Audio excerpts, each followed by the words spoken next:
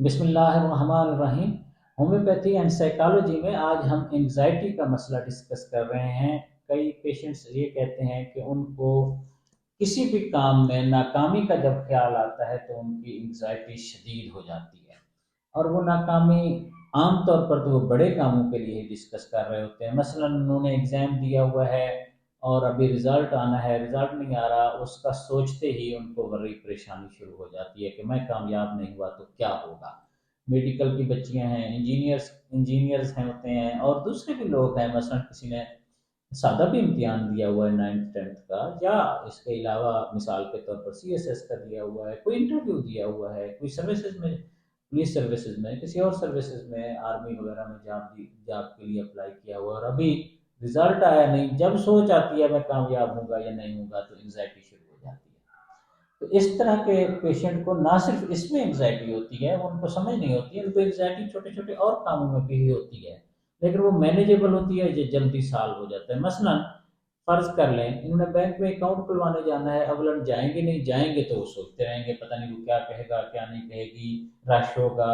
میں کسی اور دن جاؤں گا۔ ID کارڈ بنوانا ہے تو اس کے لیے بھی وہ سوچتے رہیں گے وہاں رش بہت ہوگا، کس وقت جاؤں گا، کیسے جاؤں گا وغیرہ۔ یہ تو کام ہے نا۔ چھوٹے سے معاملات بھی، شاپ سے مثال کے طور پر آٹا لینے جانا ہے، اس وقت جاؤں گا پتہ نہیں آٹا ہوگا نہیں ہوگا، مہنگا نہ ہو گیا ہو، کوئی نہ کوئی سوچ اس کے ساتھ اٹیچ رہتی ہے۔ ریلوے کا ٹکٹ خریدنا ہے، رمضان میں سموسے خریدنے ہیں، ہر بات پہ ان کو کوئی نہ کوئی انگزائٹی آئے گی۔ ایسے نہیں ہے کہ اٹھ کے آرام سے چلے جائیں گے، ڈاکٹر سے ٹائم لینا ہے۔ بہت سارے پیشنٹ کہتے ہیں کہ میں آپ سے اب بات کی ہے نا تو مجھے تسلی ہو گئی ہے، میں تو حیران ہو رہا ہوں تو آپ سیدھی سادھی بات کرتے ہیں عام آدمی والی، لیکن میں نے تو 6 مہینے سوچتے ہوئے گزار دیے کہ اس سے بات کروں، پتہ نہیں توجہ سے سنے گا بھی یا نہیں سنے گا، پتہ نہیں بات کرے گا بھی نہیں، پتہ نہیں کیا ہوگا۔ میں نے تو اس کو سوچ سوچ کے پریشانی میں اتنے مہینے گزار دیے۔ میں اپنا عرض کر رہا ہوں، میرے علاوہ بھی لوگ کہتے ہیں کہ فیصلہ کرنا مشکل ہو جاتا ہے کہ کہیں ناکامی نہ ہو جائے۔ عام طور پر سوچ پریشانی اور ناکامی کی آتی ہے اور پھر انگزائٹی شروع ہو جاتی ہے، کام تو رہ نہیں سکتا، فلائٹ کا ٹکٹ ہے، ویزا کے لیے اپلائی کیا ہوا ہے، تو جو بھی کام آپ نے کیا ہوا چھوٹے سے چھوٹے سادہ سے سادہ کام بھی، تو وہ انگزائٹی اتنی ہو جاتی ہے کہ کام پہ توجہ اور فوکس نہیں رہ پاتا، انسان کا پوٹینشیل ضائع ہونا شروع ہو جاتا ہے۔ اگر تو تھوڑی بہت فکر ہے، ہر ایک کو ہوتی ہے، اگر میں نے کہیں ایگزام دیا، کہیں اپلائی کیا، کہیں کسی کام کے لیے کسی کو کہا ہوا ہے، تو نیچرل سی بات ہے ناکامی کا خیال آئے گا تو پریشانی ہوگی، خوشی تو نہیں ہوگی نا۔ لیکن ایک یہ ہے کہ ٹینشن ہونا شروع ہو جائے، انگزائٹی ہونا شروع ہو جائے، بندہ ڈسٹرب فیل ہونا شروع ہو جائے۔ ہومیوپیتھک لٹریچر میں یہ علامت یا روبرک ہومیوپیتھک ریپیٹری میں جیسے آئی ہوئی ہے وہ میں آپ کی خدمت میں پڑھ دیتا ہوں ہومیوپیتھک ڈاکٹرز اور اسٹوڈنٹس کے لیے، پھر اس کے بعد ہم میڈیسن کو اور اس کا طریقہ کار، طریقہ استعمال ڈسکس کرتے ہیں۔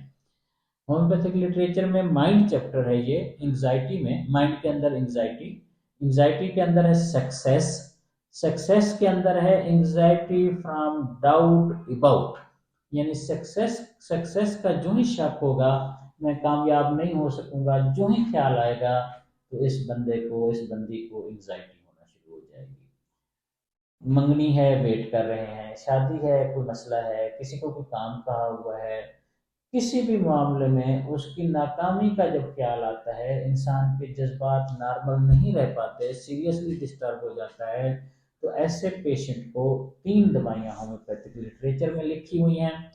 وہ بھی میں آپ کی خدمت میں دو عرض کر دیتا ہوں، تیسری میڈیسن میرے تجربے میں کامیاب جو رہی ہے وہ بھی آپ کی خدمت میں پیش کرتا ہوں۔ میڈیسن دو ہیں جو لٹریچر دیکھنا چاہیں، تین ہیں ٹوٹل، دو ہیں ایلوز اور روٹا۔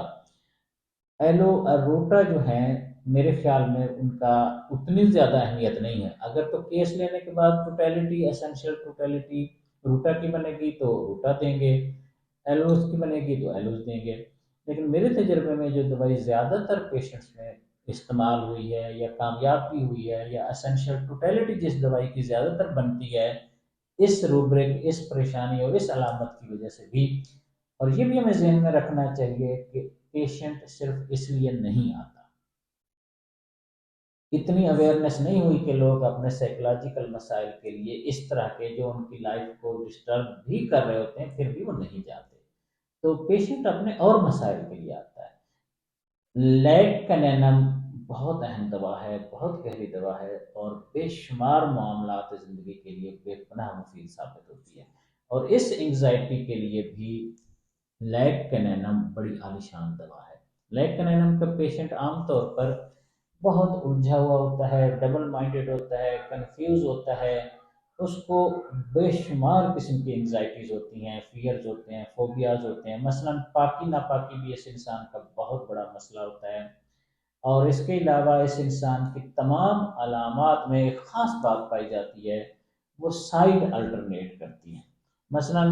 رائٹ سائڈ پہ سر درد ہوا ہے تو پھر رائٹ سائڈ ٹھیک ہوگی تو لیفٹ سائڈ پہ ہو جائے گا۔ پیشنٹ بتاتے ہیں کہ ایگزیکٹلی اسی سائڈ پہ ہوگا، مثلا ہاتھ کے اس حصے میں مجھے پین ہوا ہے تو پیشنٹ بتائیں گے کہ کچھ عرصے بعد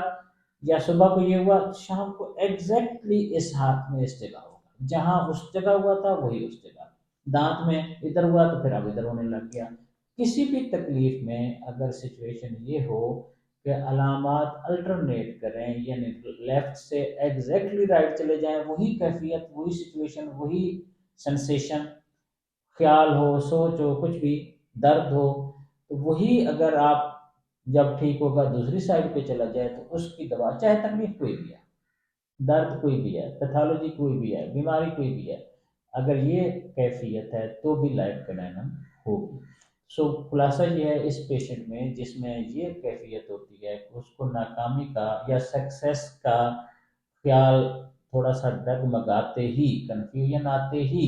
انگزائٹی شروع ہو جائے گی۔ اس پیشنٹ کو لیگ کنینم دیں گے 200، 10 قطرے صبح اور 10 قطرے رات۔ یہ دوائی لمبا عرصہ نہیں لینی، زیادہ سے زیادہ 1 ہفتہ کافی ہے۔